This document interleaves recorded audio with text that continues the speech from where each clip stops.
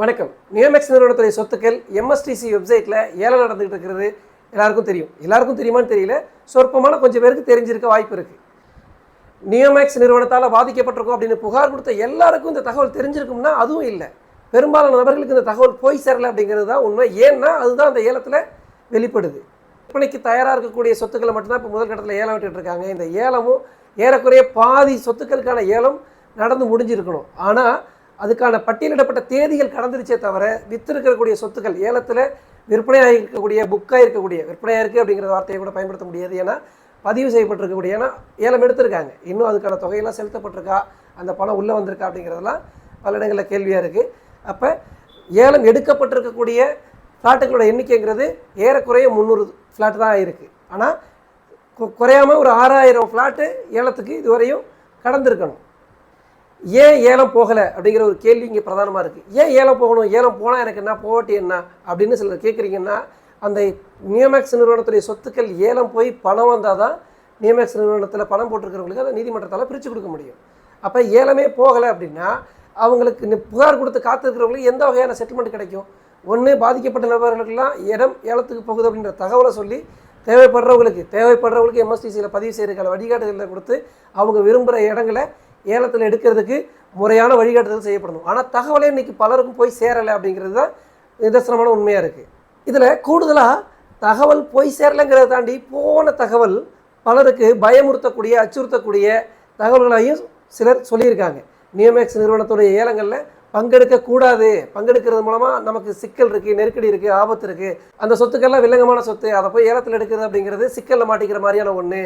அதுவும் இல்லாமல் சட்டவிரோத நடைமுறையெல்லாம் ஆலோசனையாக சொல்லி நியோமேக்ஸ் நிறுவனத்துடைய சொத்துக்களை ஏலம் எடுக்க கூடாது அப்படிங்கிறத நேரடியாக சொல்லாமல் மறைமுகமாக அச்சுறுத்தலை, பயத்தை பலர் காணொலியில் பரப்புரை செஞ்சுருக்காங்க.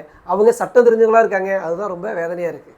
நியோமேக்ஸ் சொத்துக்கள் ஏலம் போனால் தான் அதுக்கு இணையான பணம் உள்ளே வரும், அதை பாதிக்கப்பட்ட நபர்களுக்கு 20% 30% பிரித்து கொடுக்க முடியும் அப்படின்னு நீதிபதி விரும்பினாங்க. நீதிபதியோட முயற்சிக்கு இந்த இடத்துல பாராட்ட சொல்லணும். தொடர்ச்சியாக அவங்க இந்த வழக்கை ரொம்ப சரியான திசையில் கொண்டு போயிட்டுருக்காங்க. அதுக்கு சரியான போதுமான ஒத்துழைப்பை அரசு தரப்புலேருந்து வழங்கலை அப்படிங்கிற குற்றச்சாட்டையும் இங்கே பதிவு செஞ்சுக்கிறேன். ஏன்னா இந்த வாய்தான்னு காரணமே இல்லாமல் வாய்தா வாங்கினாங்க. இதில் இன்னும் நிறைய சொல்ல வேண்டிய விஷயம்லாம் இருக்குது. அரசாங்கம் கையகப்படுத்தி வச்சுருக்கக்கூடிய சொத்துக்கள்லாம் காணும், பள்ளம் தோண்டி நெல் மண் எடுத்துகிட்டு போயிட்டானோ, ஃப்ளாட்டெல்லாம் காணும், பள்ளமாக இருக்குது. அதை பாதுகாக்க வேண்டிய பொறுப்பு யார்? நியோமேக்ஸ் நிறுவனம் பாதுகாப்பாங்களா? அரசாங்கம் கைப்பற்றிச்சு அப்படின்னா அதை பாதுகாக்க வேண்டிய பொறுப்பு அரசாங்கத்தில் தான் இருக்குது. அப்போ அதை ஒருத்தன் திருடிட்டு போக முடியும்னா அரசாங்கத்துக்கிட்ட தெரியாமலாம் திருடிட்டு போக முடியும். அப்போ அவங்க மேலே வழக்கு பதிவு பண்ணி யாரையாவது கைது பண்ணியிருக்காங்களா? அப்படிலாம் எதுவும் செய்தி நான் பார்க்கல.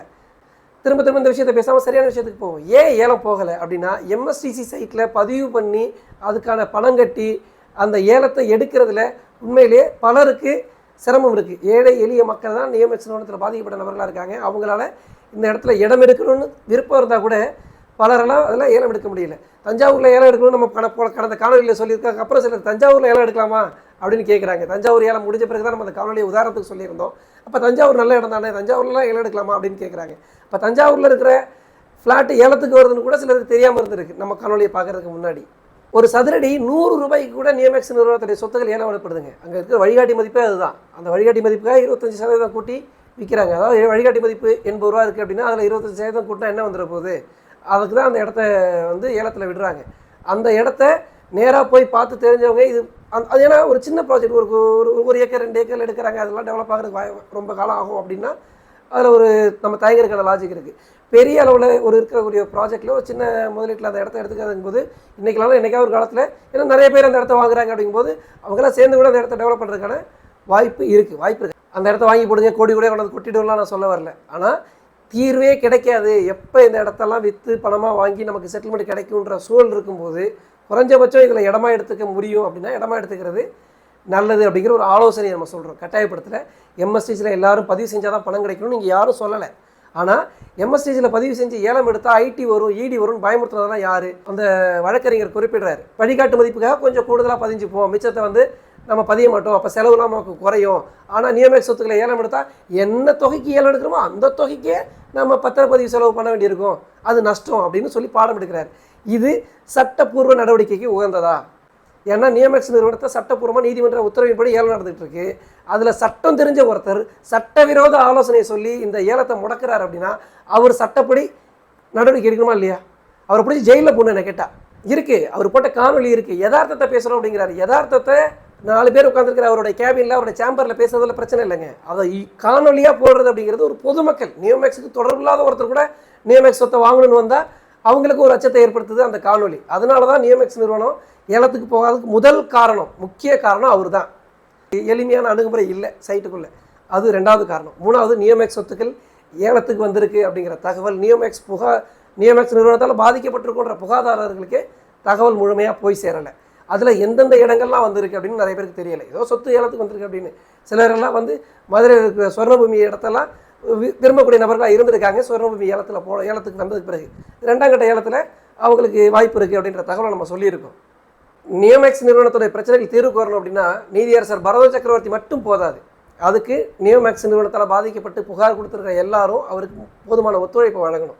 அப்போ நீதிபதி என்ன சொல்கிறாங்க, எல்லாரும் எம்எஸ்சிசியில் முதல்ல பதிவு பண்ணுங்கள், அதுக்கப்புறம் நம்ம இடம் தேவைப்படுறவங்க எல்லாரும் இல்லை, இடம் வேணும்னு கேட்கக்கூடிய ஆட்கள் எல்லாம் எம்எஸ்சியில் பதிவு பண்ணுங்கள், நீங்கள் இடத்த புக் பண்ணுங்கள், அதுக்கப்புறம் முழு தொகையும் கொடுக்கணுமா, பகுதியளவு தொகையை கொடுக்கணுமா, இல்லை இடத்துக்கு பாண்டுக்கு லேண்டா, அதெல்லாம் எவ்வளவு தொகைக்கு அது ஏலம் போகுதுங்கிறத பொறுத்து முடிவு பண்ணிக்கலான்னு கடந்த ஹியரிங்கில் சொல்லியிருந்தாங்க.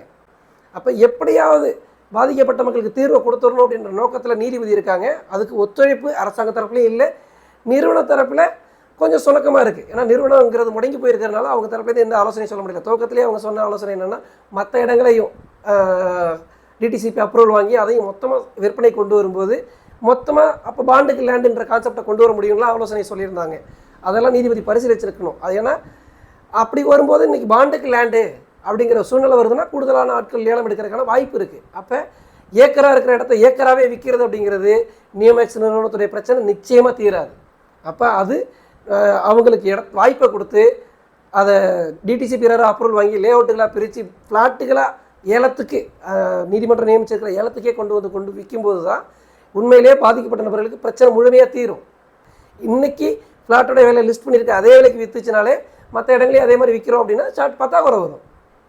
புகார்தாரருக்கு புகார் வந்திருக்கக்கூடிய தொகைக்கும் இவங்க ஏலத்துக்கு வரக்கூடிய இடங்களுடைய மொத்த தொகை இன்றைக்கி மதிப்பீட்டு இருக்கிற தொகைக்கு விற்பனை பண்ணும்போது பத்தாக்குறை வரும். வேறு ஏதோ இடத்த தேடி கண்டுபிடிச்சி அதெல்லாம் விற்று செட்டில்மெண்ட் பண்ணணும் அப்படின்னு சொல்கிறாங்கன்னா இப்போ தேனி சங்கத்துலேருந்து சில லீடர்ஸோடைய இடத்துல எடுத்து கொடுக்குறாங்க, அதெல்லாம் அட்டாச் பண்ணுறாங்க, அந்த வேலையில் நடந்துக்கிட்டு தான் இருக்குது. ஆனால் தீர்வு எப்போ கிடைக்கும்? இப்போ இதுதான் இப்போ முக்கியமான பிரச்சனையாக இருக்குது. இந்த இடங்கள்லாம் ஏலத்துக்கு வந்திருக்கிறது நிறுவனம் சொன்ன விலைக்கு ஏலத்துக்கு வரல. நிறுவனம் சொன்ன விலை இதை விட பல மடங்கு கூடுதலாக இருந்துச்சு. அப்போ நீதிபதியே குழு அமைச்சு அந்த குழு ஆய்வு செஞ்சு அந்த ஆய்வின் அடிப்படையில் பரிந்துரைக்கப்பட்ட தொகை அதுதான் ஏலத்துக்கு நிர்ணயிக்கப்பட்டிருக்கக்கூடிய தொகையாக இருக்குது. அதில் 80% இடங்கள் வழிகாட்டு மதிப்புக்கே முடிவு செய்யப்பட்டிருக்கு. வழிகாட்டி மதிப்புன்னு ஒன்று இருக்குல்ல, அரசாங்கத்துடைய கைட்லைன்ஸ் வேல்யூ, அது வந்து 2 ஆண்டுகளுக்கு முன்னாடி முடிவு பண்ணது, 3 ஆண்டுகளுக்கு முன்னாடி முடிவு பண்ண தொகையாக இருக்குது. அந்த தொகையை இன்றைக்கி வழிகாட்டி மதிப்பையே சந்தை மதிப்பாகவும் முடிவு செஞ்சுருக்கு அந்த மதிப்பு செஞ்ச குழு. அப்போ அதை விட குறைச்சி விற்கணும்னு நீதிமன்றத்தில் வந்து அந்த வக்கீல் சொல்கிறார், யார் வட்டி வாங்கி தரேன்னு சொன்ன வக்கீல் சொல்கிறாரு. அப்போ குறைஞ்ச தொகைக்கு இந்த இடத்த அவர் யாருக்கோ வாங்கி கொடுக்க ஆசைப்படுறாருன்னு நம்ம முன்னாடியே அவர் மேலே புகார் சொல்லியிருந்தோம். அதுக்கு தகுந்த மாதிரி தான் அவர் வந்து பேசியிருக்காரு. திரும்ப சொல்கிறேன், நியோமேக்ஸ் நிறுவனத்துடைய சொத்துக்கள் நியோமேக்ஸ் வாடிக்கையாளர்களுக்கு தான் சொந்தம். அதனுடைய முழு பலனையும் நியோமேக்ஸ் நிறுவனத்தால் பாதிக்கப்பட்ட வாடிக்கையாளர்கள் தான் அடையணும் அப்படின்னு நான் சொல்லிக்கிறேன். நியோமேக்ஸ் நிறுவனத்துடைய சொத்துக்கள் ஏலத்துக்கு வந்திருக்கின்ற தகவலை எல்லாருக்கும் தமிழக மக்களுக்கே தெரியப்படுத்த வேண்டிய பொறுப்பு தமிழக அரசாங்கத்திற்கு, ஈஓடபிள்யூக்கு இருக்குது, நியோமேக்ஸ் நிறுவனத்தை சார்ந்தவங்களுக்கு இருக்குது, இந்த பாதிக்கப்பட்ட வாடிக்கையாளர் தரப்புலேருந்து ஆஜராகிறாங்க வக்கீல் அவருக்கு இருக்குது. ஏன்னா அந்த சொத்தெல்லாம் விற்றா தான் காசு வாங்கி வாடிக்கையாளர் கொடுக்க முடியும். இந்த சொத்து முடங்குது, அரை விலைக்கு விலைக்கு யாரோ ஒருத்தனுக்கு போயிடுது அப்படின்னா எப்படி பாதிக்கப்பட்டவங்களுக்கு செட்டில்மெண்ட்டை வாங்கி கொடுக்க முடியும்? திரும்ப பிடிச்சி ஜெயிலில் போடலாம். பாலா கமலக்கண்ணன் வீரசக்தியை பிடிச்சி ஜெயிலில் போடலாம், பணத்தை வாங்கி ஏமாற்றிட்டாங்க அப்படின்னு. ஜெயிலில் அவங்க போய் இருக்கவும் தயாராக தான் இருக்காங்க. ஆனால் உண்மையிலே தீர்வை விரும்புகிறாங்க அப்படிங்கிறதுனால தான் அவங்க கடுமையாக உழைச்சிட்டு இருக்காங்க. உடனே நான் அவங்கள்ட்ட பணத்தை வாங்கிட்டு பேசிட்டேன். சில பேர் வந்து கமெண்ட் போடுவீங்க சந்தோஷமாக, எருமை மாடுன்னு ஒன்று கமெண்ட் போடும். கமெண்ட் போடுறதுனால ஒன்றும் பிரச்சனை இல்லைங்க. தீர்வு என்ன? தீர்வு எதாக இருந்தால் சொல்லுங்கள் கமெண்ட்டில்.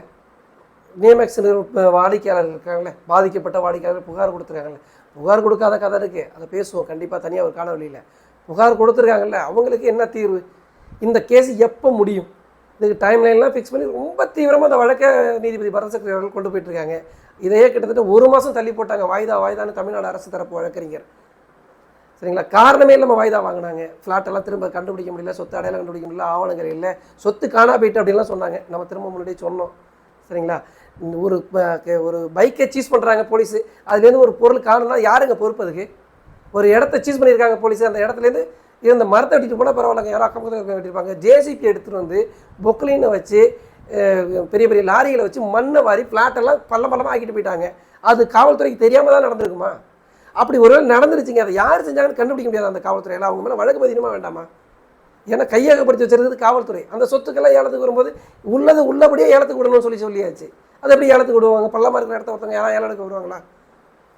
அப்போ இதில் அரசு தரப்பு ரொம்ப மெத்தனமாக செயல்படுது. காவல்துறையினரை நான் குறை சொல்லலை. அரசில் இதில் திமுக அரசாங்கம் காவல்துறையினரை மட்டுப்படுத்தி சில இடங்களில் இதை தள்ளி போட வைக்கிறது மூலமாக, இந்த ஏலம் நடக்காமல் இருக்கிறது மூலமாக அவங்க திமுகவுடைய ஆதரவு தரப்புகளுக்கு இந்த இடம் கிடைக்கணுன்ற உள்நோக்கம் திமுகவுக்கு இருக்குங்க. ரொம்ப ஓப்பனாக சொல்கிறேன் நான். இப்போ வழக்கு வேணால் பதிஞ்சுக்கிட்டோம். நியமேக்ஸ் நிறுவனத்தில் பணம் போட்டால் எல்லாருக்கும் அவங்களுடைய பணம் திரும்ப கிடைக்கணும், அதுக்கு முழுமையாக கிடைக்கணும், எந்த இழப்பும் இல்லாமல். இன்னும் சொல்லப்போனால் கூடுதலாக வட்டியோட கிடைச்சா மகிழ்ச்சி தான். அதை கிடைக்கணும் அப்படின்னா நியமேக்ஸ் சொத்துக்கள் முறையாக விற்கப்படணும், அதனுடைய மதிப்புக்கு விற்கப்படணும். அப்போ தான் அந்த தொகைங்கிறது கிடைக்கும். வாய்ப்புள்ள நபர்கள் அந்த சொத்தை நேரடியாக எடுத்துக்கிற அளவுக்கு வாய்ப்பு கிடைக்கணும். இதில் ஏக்கராக இருக்கக்கூடிய இடங்களையும் ஃப்ளாட்டு போட்டு விற்கணும் அப்படிங்கிற கோரிக்கையை தொடர்ச்சியாக வச்சுருக்கக்கூடியவங்களோட சேர்ந்து நின்று அந்த முயற்சியை முன்னெடுங்க. இப்போ லீடர் பேர்லேயும் மற்ற நபர்கள் பேர்லேயும் இடம் இருக்குது அப்படின்னு தெரிஞ்ச நபர்கள் அந்த இடங்களுடைய தரவுகளை திரட்டி அதற்காக செயல்படக்கூடிய நபர்களோட இணைஞ்சு செயல்படுங்க. எப்படியாவது பல கட்டத்தில் செயல்பட்டு தான் இந்த பிரச்சனையை விரைந்தில் தீர்க்க முடியும்.